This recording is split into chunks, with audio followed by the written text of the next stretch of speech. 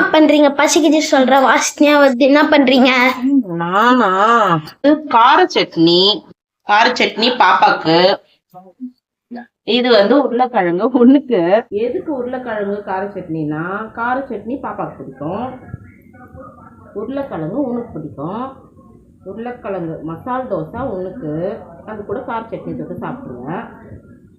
ஹேமந்துக்கு தோசையும் கார சட்னி வச்சா கும்முன்னு சாப்பிட்டு போயிடுவான். உங்க 2 பேரையும் எனக்கு பிடிக்கும், அதனால 2 பேருக்கும் சேர்த்து நான் செய்கிறேன். வராப்பாரு ஹேமந்த். ஹேமந்த் உனக்கு கார சட்னினா ரொம்ப பிடிக்கும்ல, அண்ணாக்கு வந்து எதுனாலும் சாப்பிட்டுப்பான். தொண்டை சரியில்லைன்னா என்ன, கார சட்னி சாப்பிட்டு நல்லா இருக்கும். அப்படியே புதினா போட்டு நல்லா இந்த அரோமா செம்மையா இருக்கு. இப்போ இதை ஆற வச்சுட்டு அரைச்சிட்டேன்னாக்கா முருகலா தோசை சுட்டு ஹேமந்த் கொடுத்துருவேன். முகேஷுக்கு வந்து உருளைக்கிழங்கு நடுவில் வச்சு மசால் தோசை சூப்பராக ரெடி ஆகிடும். உனக்கு வேணும் கொஞ்சம் வெளியே போயிட்டு வந்தோம். என்னடா வீட்லேயே இருக்குமே எங்கேயாவது போகலாமா அப்படின்னு கேட்டாக்கா போகலான்ட்டாங்க.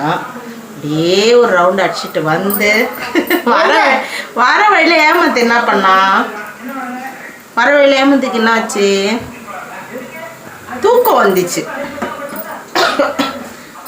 ஆமா, எதுக்கு தூக்கம் வந்துச்சு, ஜில்லுன்னு காத்து வந்துச்சு, அதனால சில்லுன்னு காத்து வந்துச்சு. ஹேமந்த் தூங்கி. சரி, உருளைக்கிழங்குல தண்ணி ஊற்றி மசாலா வந்து ரெடி பண்ண போகிறேன். கொஞ்ச நேரம் கழிச்சு பார்க்கலாம். நம்ம மசால் தோசையோட கார சட்னி, எப்பவுமே எங்கள் வீட்டில் கார சட்னி தான் இருக்கும், அதுலேயே இருக்கும். சரி, தோசைலாம் சுடும்போது பார்க்கலாம். செஞ்சுட்டீங்களா?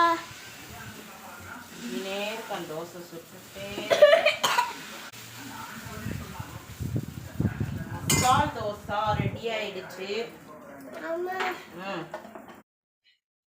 இது வந்து நெய்யும் எண்ணெயும் வந்து மிக்ஸ் பண்ணி வச்சுக்குவேன். எனக்கா வந்து நெய்யே நைட்ல மொத்தமா ஊற்றி சாப்பிட்டாலும் ஒரு மாதிரி ஜீரணம் ஆகும். அதனால வந்து எண்ணெயும் நெய்யும் மிக்ஸ் பண்ணி ஒரு பாட்டில்ல மூடிட்டு வைக்க வச்சுட்டோம்னா தோசை சுடும் போது மட்டும் யூஸ் பண்ணிக்குவேன்.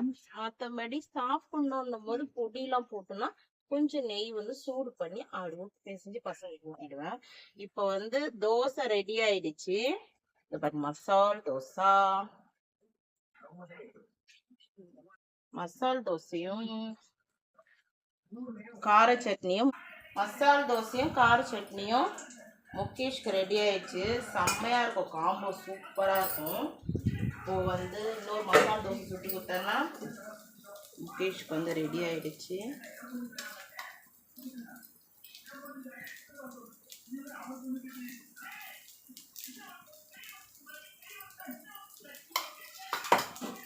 மசால் தோசை சூப்பரா இருக்கும்.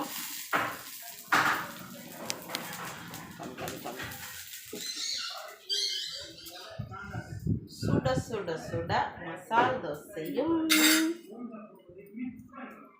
மொறு மசால் தோசையில் அப்படியே அப்படி புட்டு, இப்போ நான் கையை வச்சேன்னா எனக்கு விரலெல்லாம் சுட்டுக்கும்.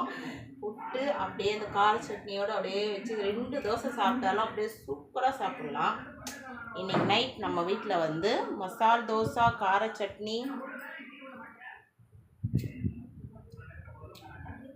நல்லா இருக்கு. புளிப்பு காரம் எல்லாமே நல்லா இருக்கு. எங்கள் வீட்டில் வந்து கார சட்னி ரொம்ப விரும்பி சாப்பிடுவாங்க, தேங்காய் சட்னி அவ்வளோ சாப்பிட மாட்டாங்க.